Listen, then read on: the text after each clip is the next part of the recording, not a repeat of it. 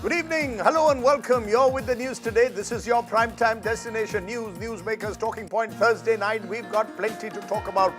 Our top talking point, the Supreme Court has come down heavily on the NCERT textbook row, claiming that this is a bid to malign the judiciary. Is it really, or are the judges really caught up in judicial corruption as the book alleges? Prime Minister has returned from Israel. Has India picked a side now in the turbulent West Asia region? Plenty to talk about, but our top story tonight comes from the Supreme Court, which has banned the NCERT's Class 8 political science textbook over a chapter that contained references to judicial corruption. The Chief Justice of India today called it an attempt to undermine the judiciary. Copies are to be seized, teaching barred, show cause notices issued to the Centre and the NCERT chief. While NCERT has withdrawn the book and apologized, the CJI has said the apology was inadequate. The move has again sparked a debate. Is the judiciary beyond criticism? Was the reaction of the justices disproportionate? Or should the writing of textbooks be much more careful? That's our top focus tonight. But first, take a look at what happened in the Apex Court. The Supreme Court on Thursday banned the NCERT's latest political science textbook for Class 8, calling the contents of one chapter a calculated attempt to erode the credibility and prestige of the judiciary. A three-judge bench of Chief Justice Suryakant, Justice Joymala Bagchi and Justice Vipul M. Pancholi ordered the immediate removal of the chapter from all physical and digital platforms. It directed authorities to seize printed copies already in circulation. The court barred any teaching from the book. It imposed a blanket prohibition on its production and distribution and issued a show cause notice to the Centre and the NCERT chief seeking an explanation. When the hearing began, Solicitor General Tushar Mehta informed the court that the NCERT has already withdrawn the textbook and apologized. But the CJI observed that the statement issued by the NCERT did not contain any apology.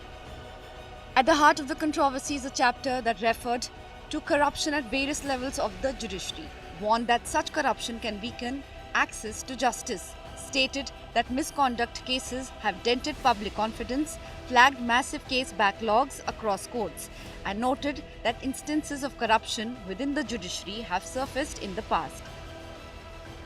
After sharp observations from the Supreme Court, the Union Education Minister expressed regret. ये अत्यंत चिंताजनक है। हमारे सामने ये जब संज्ञान आया, हमने उसको तुरंत एनसीईआरटी को सारे किताबों को विड्रॉ करवाया और इसमें जो आज माननीय न्यायपालिका ने, सर्वोच्च न्यायपालिका ने जो टिप्पणी दिया है वो हमारे लिए मान्य है। सरकार उसके प्रति दायित्ववान है। मैं उसके लिए खेद प्रकट करता हूं। The Supreme Court's sweeping ban has ignited a larger constitutional debate. One group argues that this is an attempt to discredit and weaken a key constitutional institution. Critics question whether the court has shown equal urgency in responding to earlier controversies involving textbooks revisions. Bureau Report, India Today. Well, let's ask some direct questions. Is this really a bid to malign the judiciary as the Chief Justice claimed? Is it an oversight or a conspiracy as the judges claim? Has the Supreme Court overreacted because the issue is close to their bone? Is the content inappropriate for school kids? Or is the judiciary simply above criticism in this country? I'm joined by a special guest, my first guest, Indira Jaising, Senior Advocate, Supreme Court and a former ASG. Justice Sanjeev Banerjee, former Chief Justice of Meghalaya and of Madras, of Chennai, and Brinda Sarup, former Special Secretary, Department of Education and Literacy. I appreciate all of you joining us. I want to come to you, Indira Jaising, first, because all your life you have fought against judicial corruption. You have been the one among the few who have put a mirror to judicial corruption. Now what happens? It's mentioned in a school textbook. What's the immediate reaction of the courts? It's a conspiracy to undermine the judiciary. Do you believe the judges have overreacted, or do you believe that school textbooks should not be referring to judicial corruption? Rajdeep, as I said elsewhere, and as you point out, I frankly don't know whether to laugh or cry at what's going on. Am I being pushed into a situation where I have to defend the judiciary, or are we going to look at these issues very honestly and frankly? Now, it is not my case that there has never been any corruption in the judiciary or that there will not be in the future. The only question is, do we have systems in place to deal with it in a transparent manner? Now, the answer to that question is no. There are systems to deal with it, but I'm afraid they're not very transparent in the manner in which they function. I believe that these processes should include members from the public. They should include members from the media. I believe that it's time the judiciary had a free and frank, open town hall type of meeting with members of the general public, with members of the press, with members of the bar, with members of the judiciary, where these issues can be discussed and we come to a solution, what best methodology we can find to address the issue of corruption. On the question of No, motivated... but do you believe that? Do you believe, therefore, it's a conspiracy, ma'am? Do you believe it's a conspiracy? Yes. These are the words used by the Chief Justice to undermine public faith in the judiciary. The truth of the matter is, there have been, these are whispers in the corridors of the judiciary, of courtrooms about corruption in the judiciary. Are we saying our children are not to be exposed to any of it? Rajdeep, the court has not used the word quote-unquote conspiracy.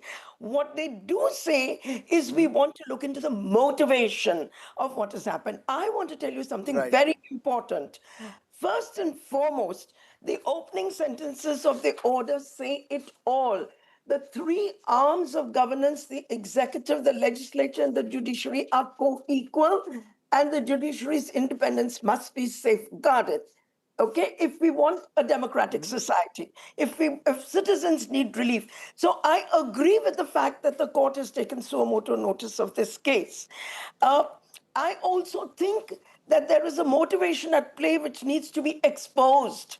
The reason I say this is not the first time this has happened. The NCERT is under the direct control of the executive.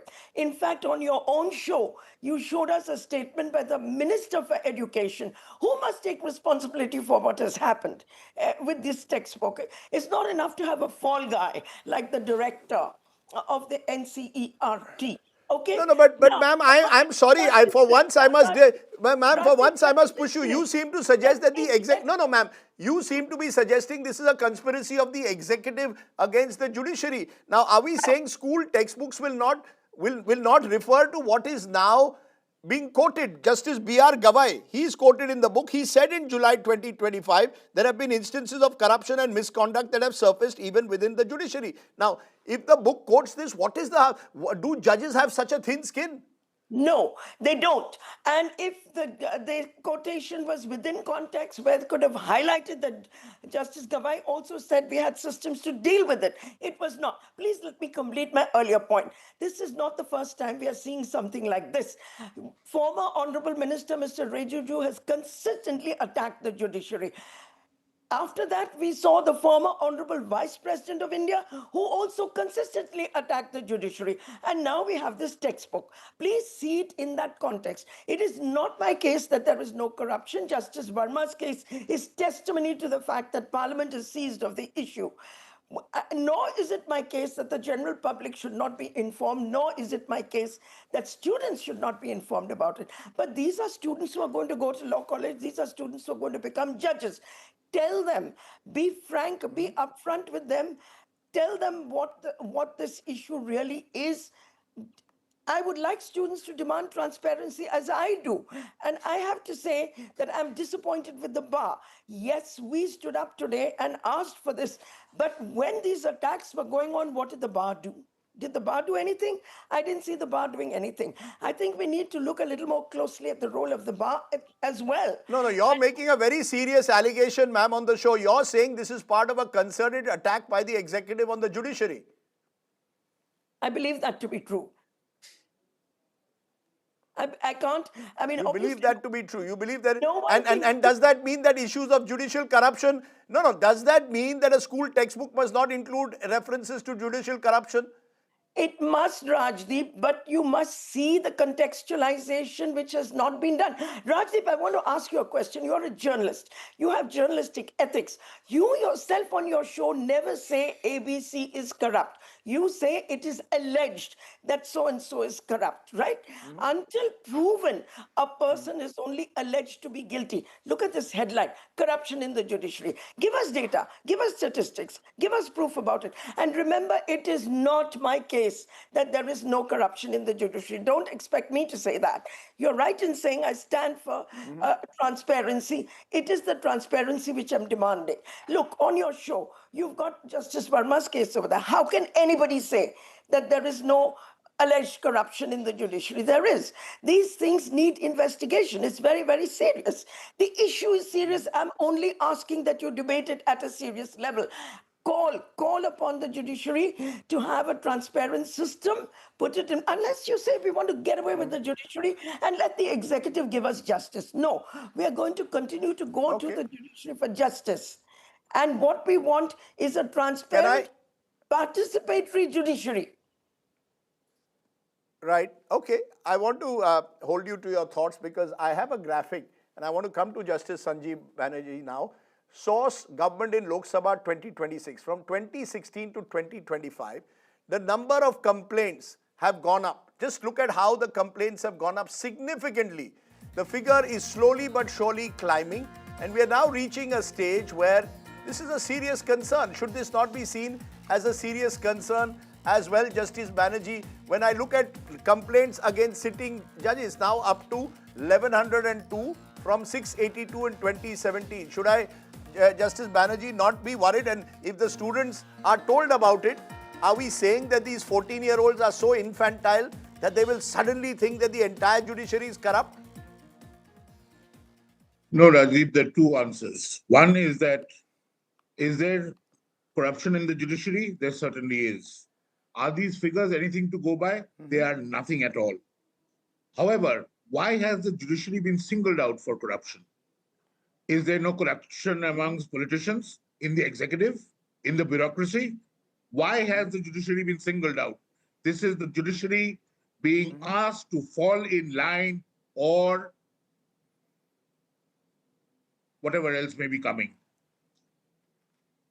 No. I mean, just to say that, why don't you mention executive corruption? Why don't you mention bureaucratic corruption? Or dare I say journalistic corruption? I mean, that's whataboutery, Justice Banerjee. What about other corruption? They've mentioned judicial in this context. They've also spoken of judicial delays. I come back to it. Is it such an affront to our judges to talk about judicial corruption? It may not be. It may not be. There's no proper mechanism to deal with corruption within the system. Yet, the judiciary is such a special body that it needs to deal with corruption in-house and it can't be opened out, so to say. Every failed litigant will have a complaint, but for every 10 complaints or 20 complaints, maybe 1 or 2 are worthy of being pursued. I know from my experience of nearly 18 years, we've removed several judges in the lower judiciary. However, when it comes to the High Court, and I can speak only up to the High Court because that's my level, nothing's been done. Complaints have been made by Chief Justices, 2 Chief Justices of India, and they have been brushed aside or they have not been taken notice of.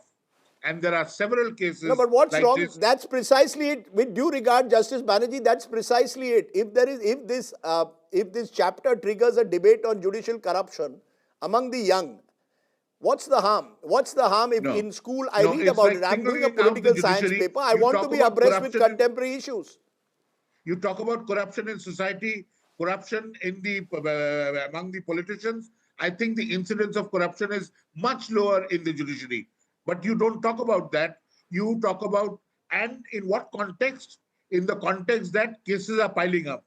Cases are piling up because there are not enough judges, there's not enough infrastructure, and no political dispensation wants a strong judiciary. They want the judiciary to conform. And look what's happening. There's no media which is worth its name now. Otherwise, people who are heading media channels won't have private blogs to air their private opinions.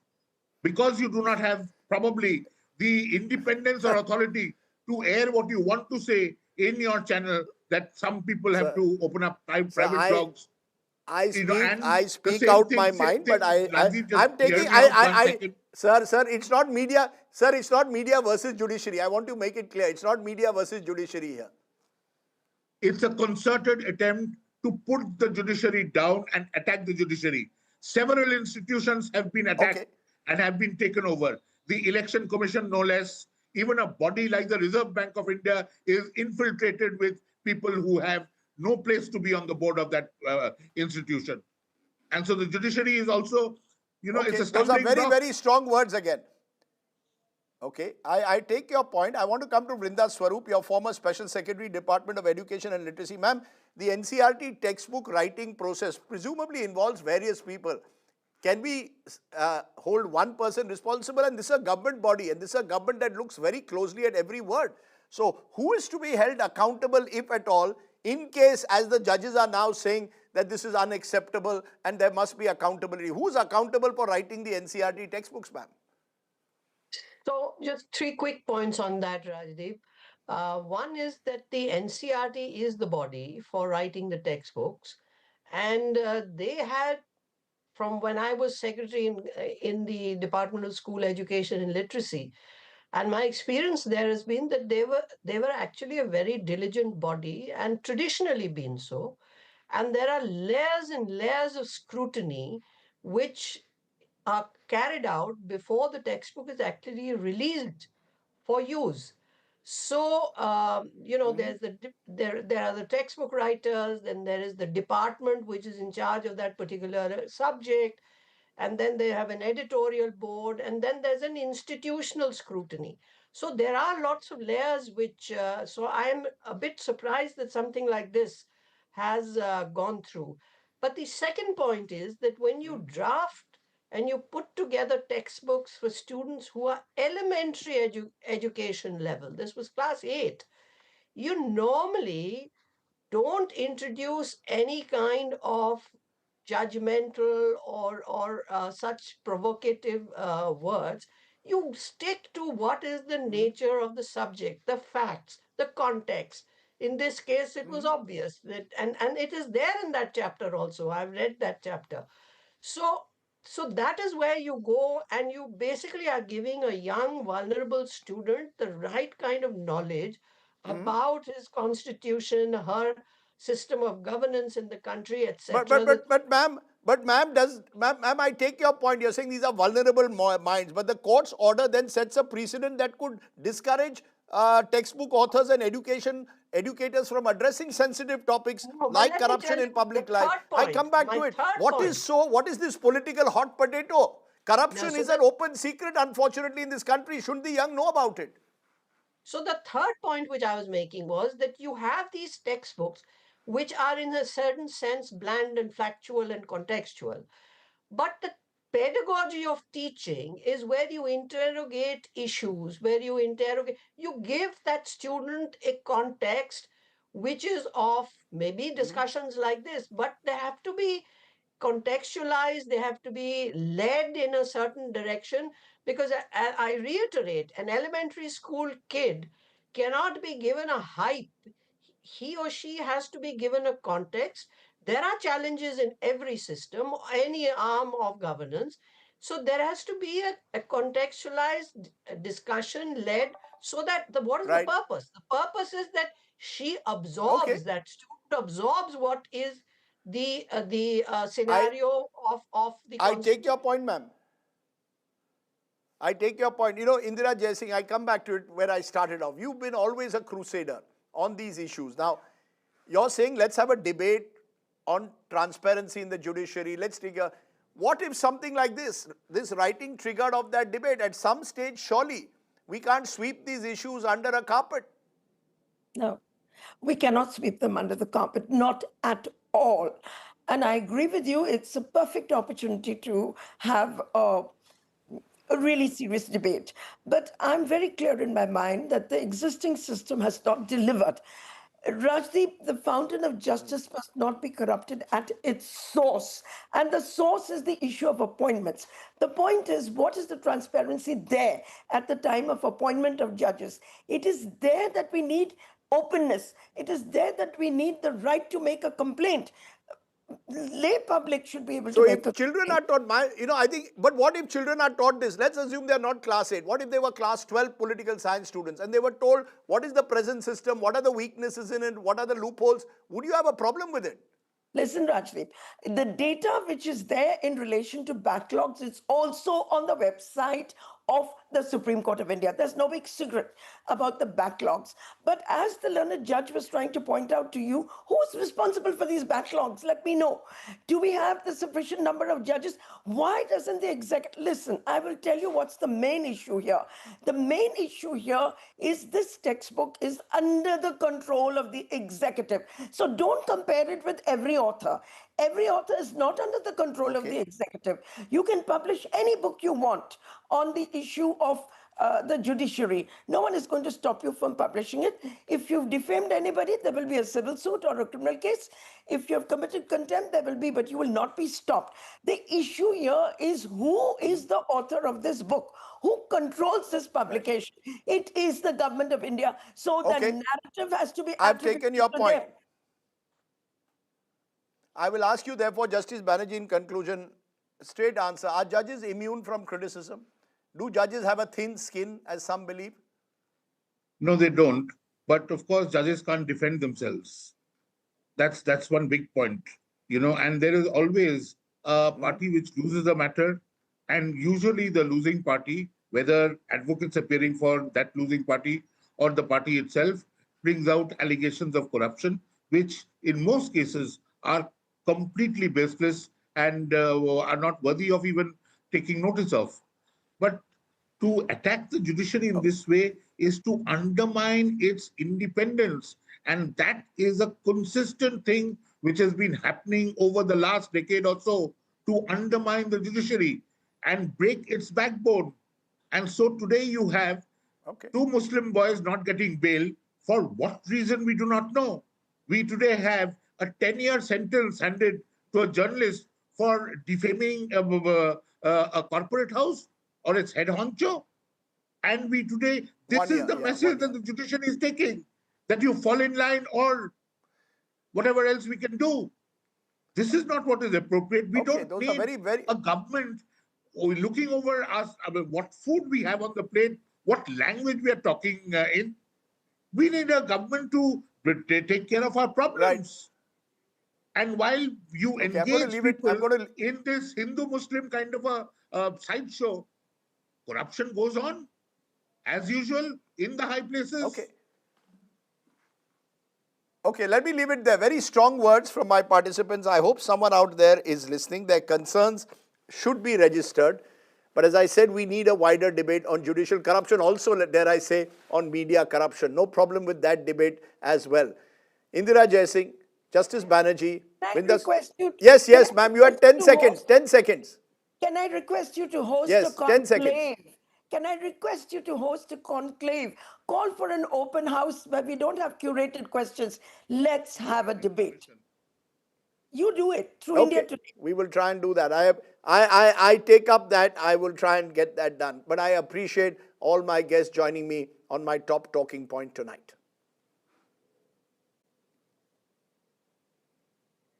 Okay, let's turn from there to our second story of the day. Prime Minister Narendra Modi has concluded his two-day visit to Israel. Remember, the Prime Minister spoke at the Israeli Parliament, the NCERT, only yesterday. The visit is seen to have further solidified the relationship between the Prime Minister and the Israeli Prime Minister Netanyahu, as well as several MOUs that suggest an even stronger defense and strategic cooperation with Israel. The question is, of course, has India now clearly picked a side in the turbulent Middle East by firmly aligning itself with the Israel-United States axis? Take a look.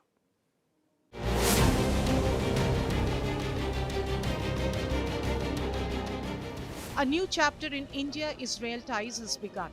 A day after addressing Israel's parliament, the Knesset, Prime Minister Narendra Modi got down to business on Thursday. Modi had meetings with Israeli President Isaac Herzog and Prime Minister Benjamin Netanyahu and delegation-level talks. New Delhi and Tel Aviv released a 9-page joint statement.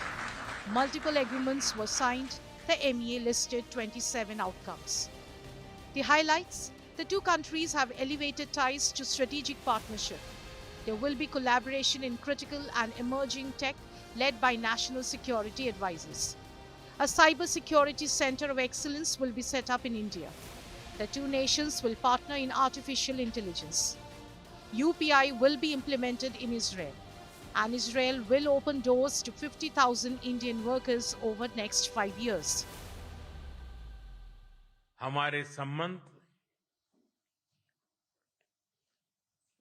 गहरे विश्वास,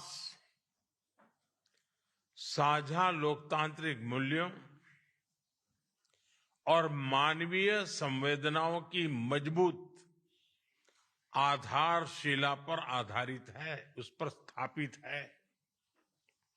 हमारे रिश्ते समय की हर कसौटी पर खरे उतरे हैं। आज हमने अपनी टाइम टेस्टेड साझेदारी को स्पेशल स्ट्रेटेजिक पार्टनरशिप का दर्जा देने का ऐतिहासिक निर्णय लिया है। यह निर्णय दोनों देशों के लोगों की आकांक्षाओं का प्रतिबिंब है। We are proud ancient civilizations, very proud of our past, but absolutely determined to seize the future, and we can do it better together. We've decided to have a G2G meeting in India. Modi's visit to Israel could mark a turning point in India's foreign policy. On Wednesday, the Prime Minister called out Hamas for the terrorist attack on October 7, 2023. I also carry with me the deepest condolences of the people of India for every life lost and for every family whose world was shattered in the barbaric terrorist attack by Hamas on October 7. The Prime Minister's visit to Israel comes at a time war clouds are looming over West Asia. US President Donald Trump has put Iran on notice. Talks are on, but the region is on the edge. Palestine seems to have taken a backseat, and India's ties with Israel no longer appear to be a tightrope walk.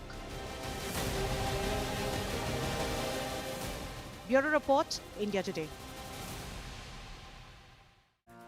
Okay, the Prime Minister's visit to Israel. Big questions. Has India now clearly picked a side in a turbulent West Asia? Has Palestinian cause as a result taken a backseat for New Delhi? Is there a message also for Tehran and Iran? How do the Arab nations see the India-Israel relationship? Joining me now, KC Singh, former Indian ambassador to UAE, Brahma Chelani, strategic affairs expert and former advisor to India's National Security Council, and Ambassador D.P. Srivastava, former Indian ambassador to Iran. Gentlemen, good to have you on the show. Brahma Chelani, to you first. Do you believe that the Prime Minister has reset relations, very clearly making it out to be that India and Israel have shared interests, particularly when it comes to Islamic terror, when it comes to defense cooperation, and thereby an entirely new relationship is now being pushed forward? I think the watershed moment was the 2017 visit by Modi to Israel that broke a long-standing taboo. He became the first Indian Prime Minister to visit Israel, and he helped transform the India-Israel relationship. The difference now is that he went to Israel at a time when Israel faces international isolation over the devastation it has caused in Gaza, and also at a time when Israel is on full military alert, given the fact that the US under Trump is positioning its forces for possible strikes on Iran, and Iran, in retaliation, is likely to drag Israel into the conflict. So for Modi to go at this juncture was quite brave, and I'm sure that will endear him further to the Israelis, because when they feel isolated. Modi, the leader of the world's largest democracy, visiting Israel, that was very significant. But I think the important point to remember is that while India is drawing significant defense, technological, and security benefits from Israel, it is at the same time deepening its relationships with key Arab countries, especially the Gulf countries. Look at the way the India UAE relationship has been transformed into a deep economic and security partnership. I think that is one of the major positive elements of the Modi foreign policy that has been able to, at the same time, simultaneously deepen partnerships with key Gulf countries while deepening the partnership with Israel. You know, that's the question I want to pose to you, KC Singh. Can we easily now dehyphenate a strong relationship with Israel and also having strong ties with the moderate Gulf countries, in particular, maybe even at the cost of isolating Iran in some way? Do you believe that's a wise thing to do in this turbulent Middle East at the moment? The fact that the Prime Minister didn't really mention the atrocities that have been committed by on innocent Palestinians as well, focused on Hamas, but not on what has happened in Gaza. Do you believe that India, in that sense, is playing this role of a balancer of sorts between various conflicting forces in the region and sidelining the Palestinians in the process? Rajdeep, there are two divisions which are in the region today. One is within the Sunni camp itself, and the second is Shia Sunni, between Iran and the rest. So it's not like in the past.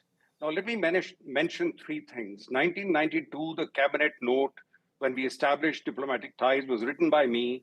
Hardeep Puri, who's now a minister, was director with Mr. Dikshit. They gave us 2 days to produce that note, and it was done. And the reason was that the Middle East process had begun. Clinton had been elected, and the Middle East peace process had begun.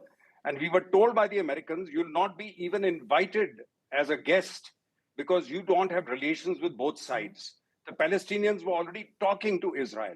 So in that context, we established diplomatic relations. In fact, I went for the American-held thing. I led the Indian delegation, went to Washington for that. The context was that things are settling between Israel and Palestine. Now the context is entirely different because let's take G20. G20 was September 2023. 4 weeks later came Gaza. Now, India got together, Saudi Arabia, UAE, Israel.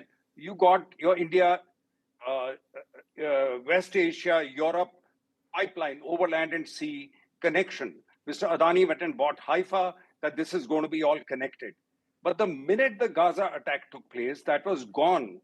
And I don't know what is there left to discuss. And what the differences between Saudis and the Emiratis now.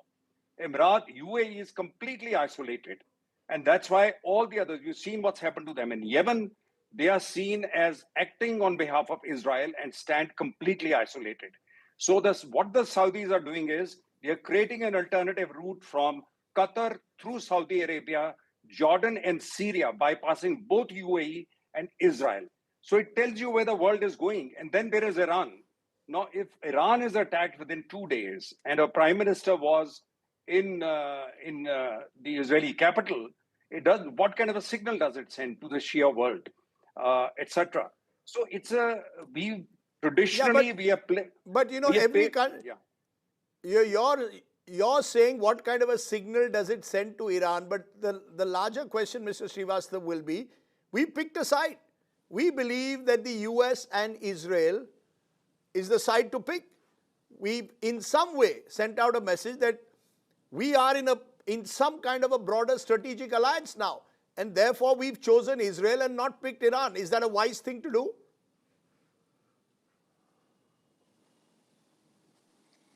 Let me begin by saying that neither the reading of the bilateral statement issued at the end of Prime Minister's visit to Israel, nor his speech in the Knesset, makes a reference to regional issues.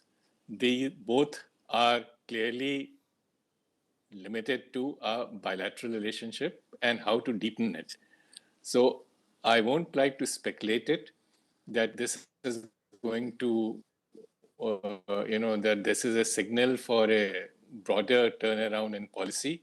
And let me also mention No, that but the timing, sir, Iran, with I Mr. had the Srivastava, privilege of with due serving. regard, the timing of it, the timing of it is not purely coincidental, surely. You're going to Israel at a time when there are clouds of war hanging over the region. Are you telling me that the Iranians won't remember it? Israelis will remember it fondly. Will the Iranians remember it the same way, or Iran doesn't matter to us now?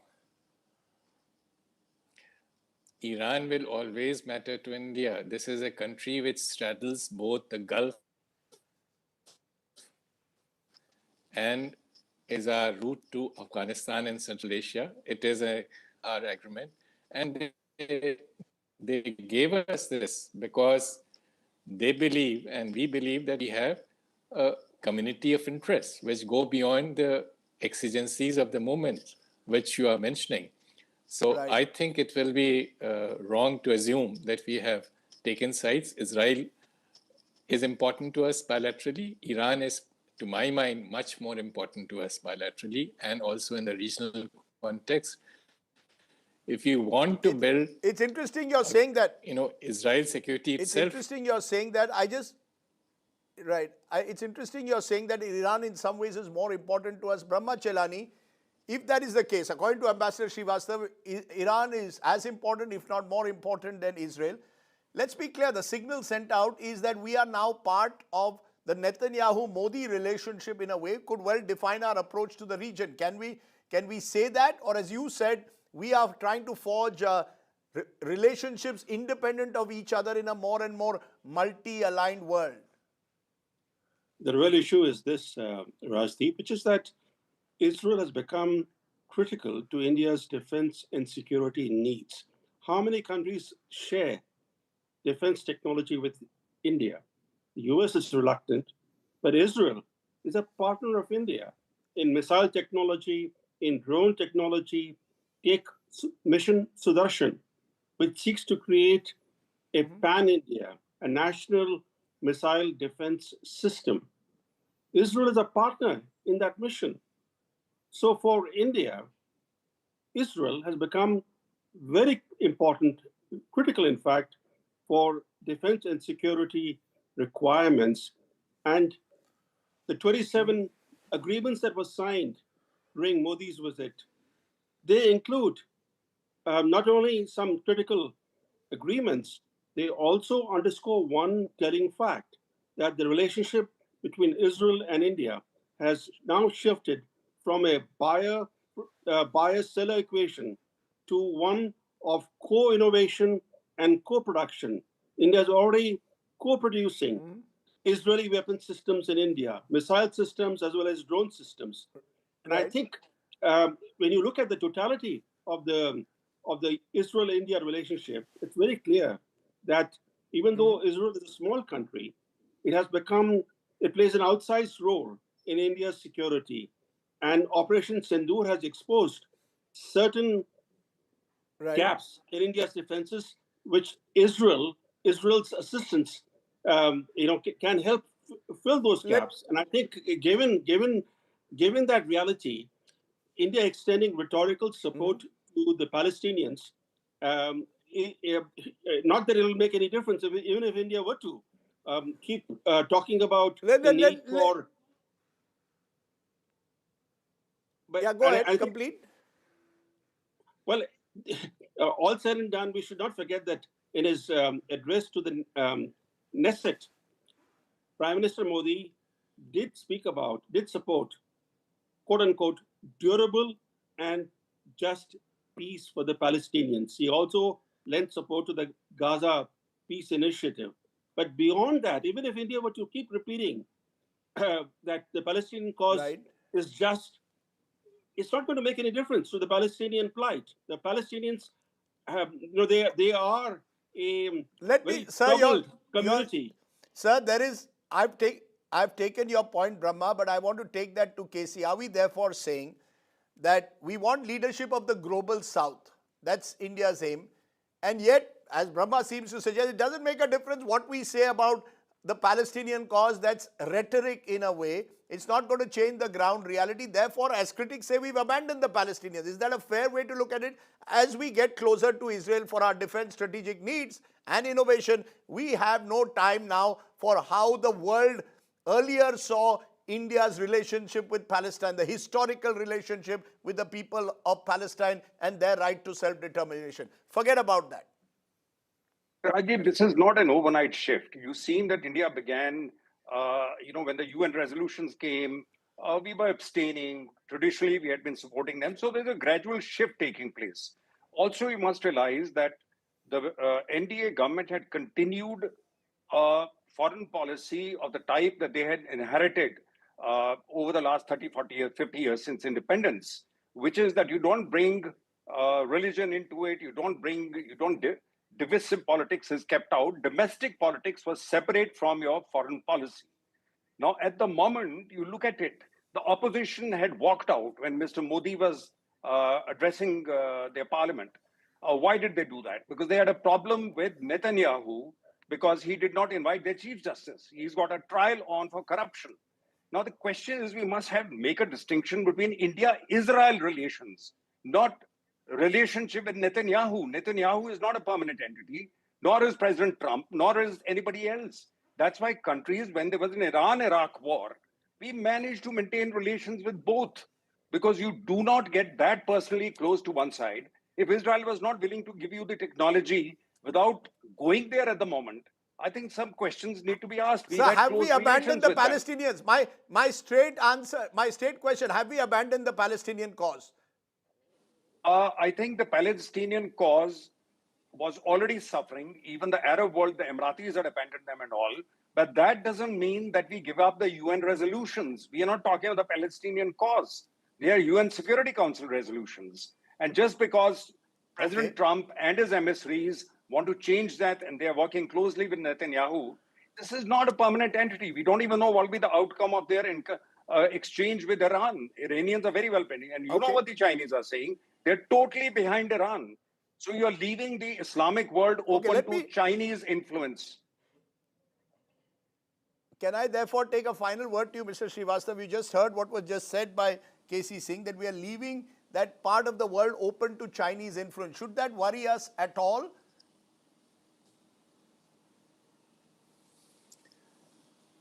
I don't think so, because if you look at China, after signing the strategic partnership, the level of Chinese-Iranian trade went down. Chinese companies pulled out of South Pass 11 block.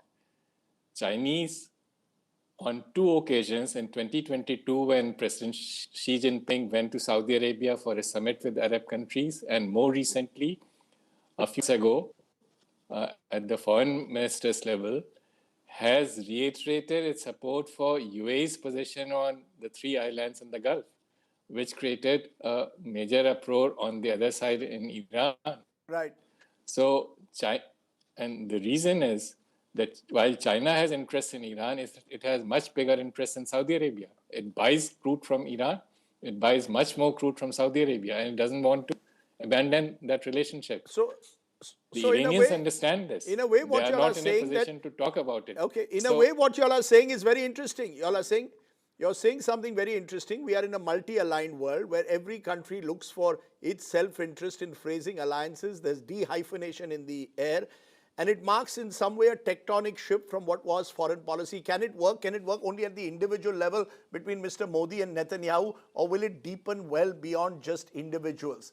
That's the question that will be hopefully answered. And can we really take leadership of the global south and not take up strongly the leadership on issues like Palestine? Questions blowing in the wind, but I appreciate my guests joining me on that big talking point tonight. Thank you. Okay, you're watching the news today. Let's turn to tonight's ground report, which is coming in from Goa, where amendments to the state's planning laws have now triggered unprecedented street protests and even a hunger strike by an opposition MLAs that has gone on for several days.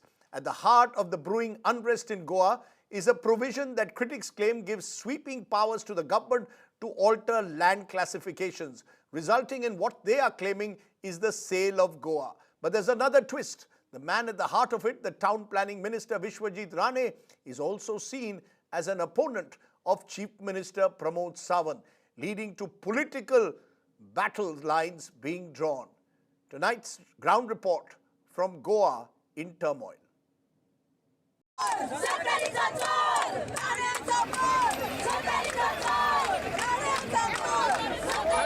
Goa witnessed angry protests this week against a controversial clause in the Town Planning Act. Revolutionary Goans Party MLA Viresh Borkar, who started the agitation, is on a hunger strike. जहाँ पर हमारा the Goa land protection bill based argument है, the Moira project का bill हमने डाला नहीं था, और 3 जो बिल इसमें सब कुछ मेंशन थे एग्रीकल्चर का, वो भी बिल डाला है. अभी वाटर कंजर्वेशन का भी बिल डालेंगे. सुनकर हमने क्लियर कट डिमांड किया है कि जो हम बिल डाल रहे हैं कि गोवा के लिए हैं, और बिल ना पर लेना चाहिए पार्ट नंबर, नहीं तो क्यों नहीं लेंगे, इसका रिप्लाइज हमें रिटर्न देना चाहिए. While the epicenter of the movement was Azad Maidan in Panjim, staged dharna outside the residence of Town Planning Minister Vishwajit Rane earlier. Opposition parties and the Bhandari community supported the movement, demanding a repeal of changes to land zoning laws.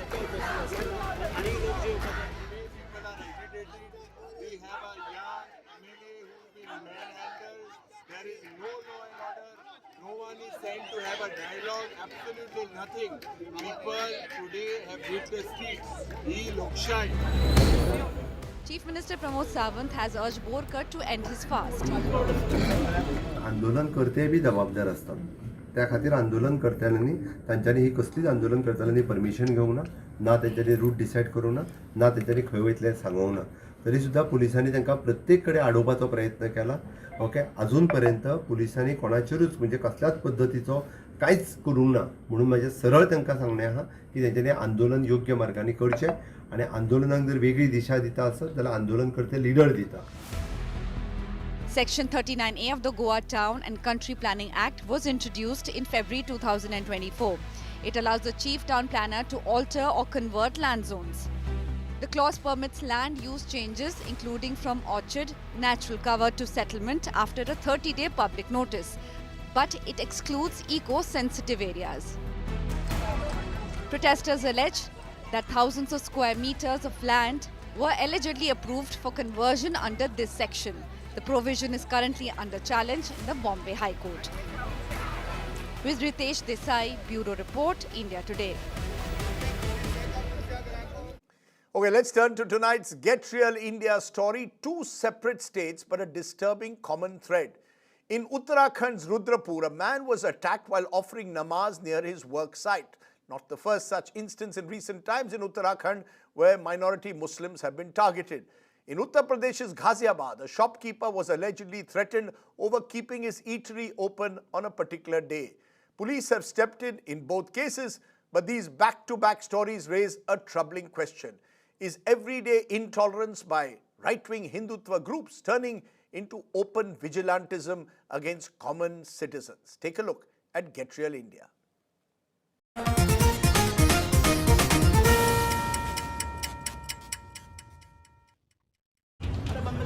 2 incidents, 1 common factor: hate. This video is from Rudrapur in Uttarakhand. A man was assaulted even as he was offering namaz on a vacant plot of land near his work site. मैं वहाँ नमाज पढ़ रहा था. जैसे ही नमाज पढ़ के मैंने सलाम नहीं फेरा, इतनी देर में वो आते खैर उन्होंने मेरे ऊपर डंडे बजाना शुरू कर दिए. मैंने सलाम फेर के मैं हटा तो मैंने क्या बात, बोले भाई नमाज क्यों पढ़ रहा? तो मैंने भाई साहब मैं अब तुम्हारे हाथ जोड़ रहा हूँ, मैं यहाँ चला जा रहा हूँ. वो नहीं माना, उसने फिर भी 8-10 डंडे मारे मेरे, 2 लाते मारी मेरे. The assailant defended his act, claiming the plot was near a temple. किसी के घर में नहीं पढ़ेंगे आप नमाज. अगर मैं आपके घर में घंटी हिलाने आऊं, आप मुझे हिलवा लेंगे. पूजा करने आऊं, धूप बत्ती लगाने आऊं, आप पूजा करने देंगे. लेकिन इस प्रकार से कोई भी व्यक्ति आके यहाँ नमाज पढ़ेगा, बर्दाश्त नहीं किया जाएगा. मारपीट तो दूर, अगर वो व्यक्ति कल दिखाई दिया, मैं निश्चित रूप से उसकी टांगे तोड़ूंगा, फिर उसके बाद स्वयं थाने चला जाऊंगा. The police have filed an FIR based on complaint filed by the victim. संबंध में थाना पंतनगर के अंदर एक जो है तहरीर रिसीव की गई है, जिसमें जो है मुकदमा पंजीकृत कर लिया गया है और विवेचना चल रही है और इसमें जो है कठोर से कठोर कार्रवाई सुनिश्चित की जाए।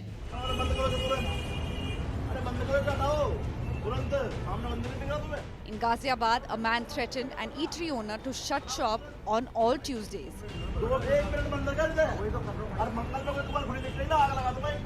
He later shared the video on social media.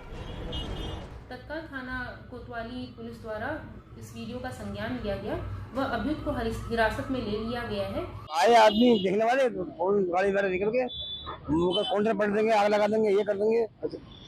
अच्छा लड़के डरे हुए हैं, बता रहे हैं। हाँ, लड़के डरे हुए हैं, क्या हम भी डरे हुए हैं?